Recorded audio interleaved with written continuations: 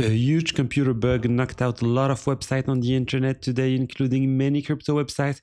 I'm going to explain everything, but we're also going to talk about the crypto prices, which have been pretty crazy. BTC dropped below $90,000. Now we are seeing a bounce, but a lot have happened during the past 24 hours. I'm going to tell you everything. We are talking about ETFs also. We're talking about El Salvador. We are talking also about billions worth of BTC moving. We're also talking about tech with Filecoin and plenty of other things. Every day, the best of crypto news. Hello, everyone, and welcome to Crypto Red.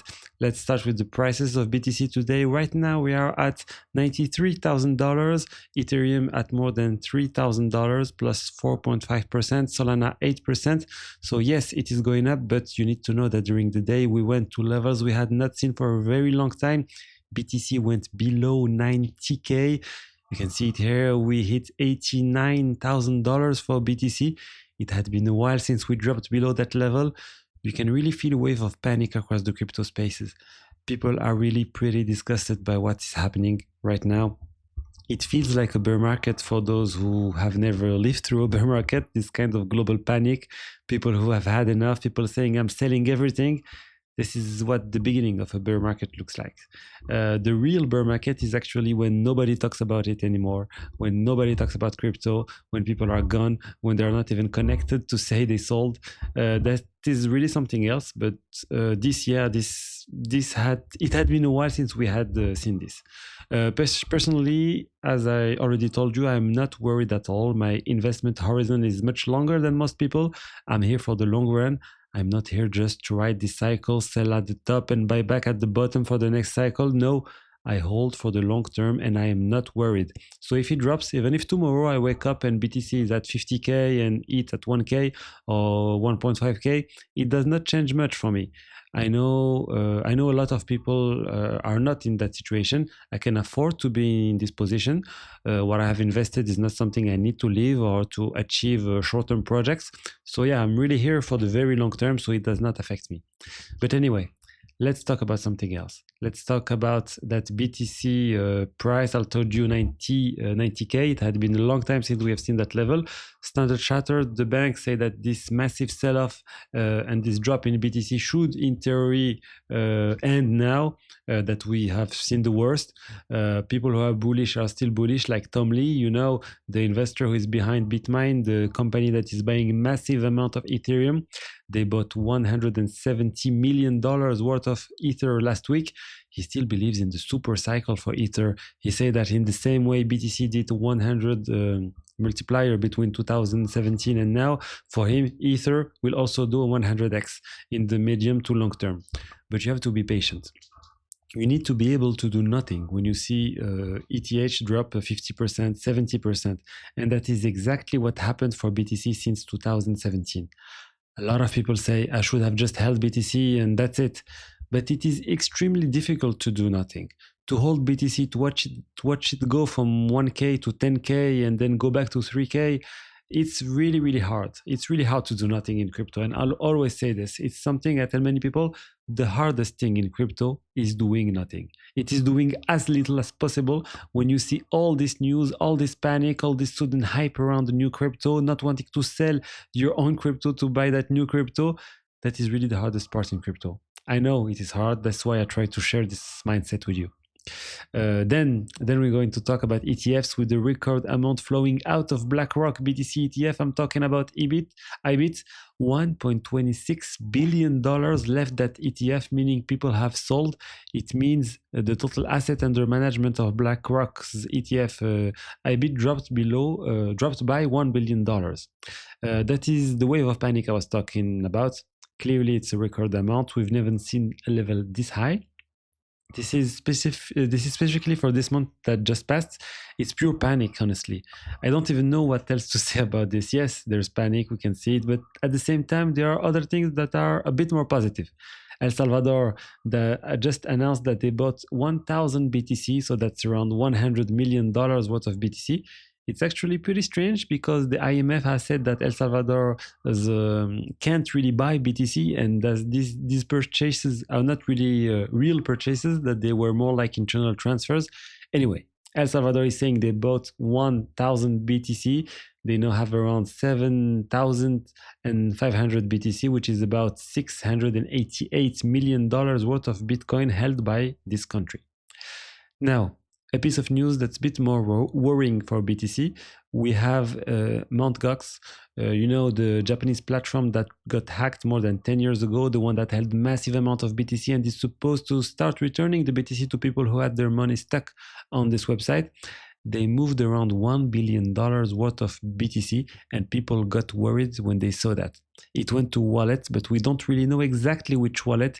It's not Coinbase wallet or Kraken's wallet.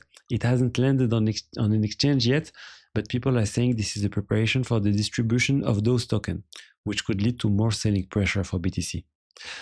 But let's go back to the news about the bug. I told you there was a major bug today. Personally, I tried to access several websites and nothing worked. I didn't understand what was happening. I thought maybe it was just one of the websites having an issue, but no, it was a massive outage. A huge internet bug today caused a ton of problems. A lot of websites stopped working, including X, and tons of crypto websites too. Coinbase, Kraken, Etherscan, Aave, DeFi Llama, and many others. Cloudflare explained what happened. They had the configuration change that caused the major bug, and it lasted quite a while. Cloudflare is a tool used by tons of websites. It has a lot of cybersecurity protection that are actually very interesting to protect against many attacks like denial of services attacks. There's also a built-in web application firewall. It strips out dangerous characters that could be used in attacks. Cloudflare does a lot of things. It also handles large-scale content distribution, so it's extremely widely used. There's even a free tier used by a huge number of people, even for small blogs. It's a really solid service. But unfortunately, this shows the problem with centralization. We can see it again. When everything depends on one single service, the moment there's a bug, everything collapses. It really highlights the risks of Web 2 centralization, and Web 3 is trying to fix these centralization problems. And what's funny is that on the exact same day, the Filecoin Foundation announced a new service, a decentralized cloud service called Filecoin On-Chain Cloud. It's a new service meant to be a real decentralized cloud. Until now, Filecoin was mostly decentralized storage. But now they're saying they want to go beyond that. They want to become the decentralized equivalent of AWS. And it's interesting to see so many projects going in that direction. We also saw Eigenlayer transforming into Eigencloud, aiming for that same kind of vision. And Filecoin is trying to capture more market share and not be limited to just storage. That's also pretty interesting for the Filecoin project and the Filecoin token. Then we're back to decentralized finance. Aave. Aave announced an application available on the Apple App Store. They're calling it the Aave app. And it lets you easily deposit your dollars, your crypto into Aave and earn yield. In their marketing content, they show nearly 9% yield. Of course, that's absolutely not sustainable. That 9% is just a promotional rate on Aave, because on Aave, yields are not guaranteed.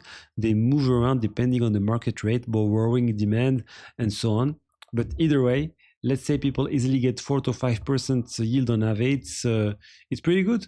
It's an interface for Aave. If you already use Aave, you don't really have any reason to go to this new application, even if there's a promotional offer. Like I told you, in terms of yield, you get a few extra points, a few percent for adding, for submitting and inviting some friends, but this is just promotional stuff and it's just for limited time only. Still, it should allow the general public to easily deposit crypto on Aave and earn yields. It's a company that had been acquired by Aave that developed the application.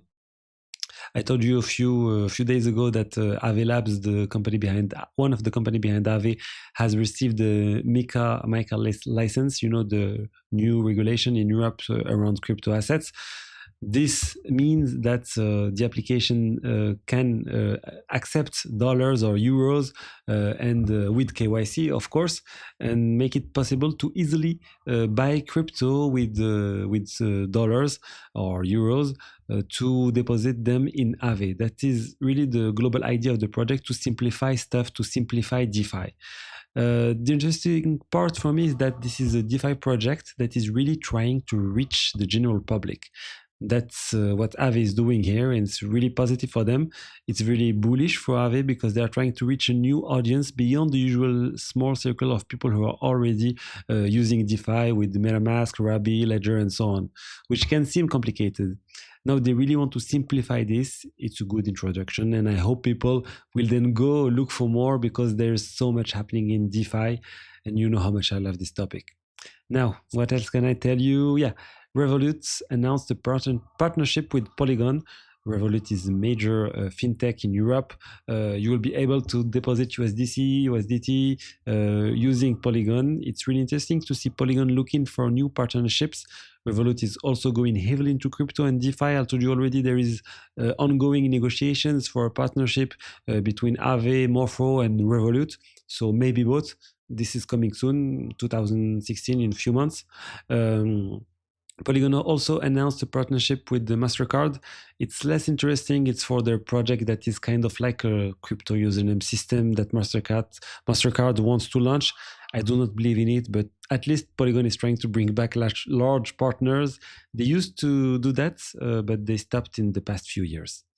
And to finish, I saw a new article on the Ethereum Foundation website. They talk about their vision with the Ethereum Interop Layer. It's an interoperability system across the different L2s network on Ethereum to make the user experience across all L2s extremely simple and to stop this fragmentation between all the existing L2s like Base, Optimism, Arbitrum, and many others. It is complicated to move from one L2 to another. They say that they want to build a new system based on a simpler wallet experience where you can send money from one L2 to another without even needing to know where the funds are on which L2 they sit. They say it's the equivalent of the HTTP for the internet. HTTP simplified everything for the internet. With the interop layer, they want to simplify the fragmentation between L2s and really solve this issue and unify the liquidity that is currently split among different blockchains. It will be huge if they manage to do this. That's their global vision. The technical vision is also explained in a more detailed blog post. I might talk about it one day if I make a special video about this. But what you should understand is that this idea of many blockchains that do not talk to each other should change soon. That is what Polygon was trying with the Aave layer, but I get the impression that Aave layer is being overtaken by what the Ethereum Foundation is proposing. That might not be good news for Polygon and the Aave layer, but for user, it's very positive news. The thing is, the Interop layer, I believe it's only for Ethereum and its L2s, while the Aave layer was agnostic, could connect to any type of blockchain. So yeah, maybe the Aave layer can do more. I'm really excited to see a simpler user experience on Ethereum or with the Aave layer. It's quite complicated to deal with all these chains that are supposed to belong to the same ecosystem but are still very segmented. I remind that's what I wanted to tell you today about the latest crypto updates. I hope you enjoyed it. Feel free to like, comment, subscribe, and I will see you tomorrow for the next one. Bye-bye.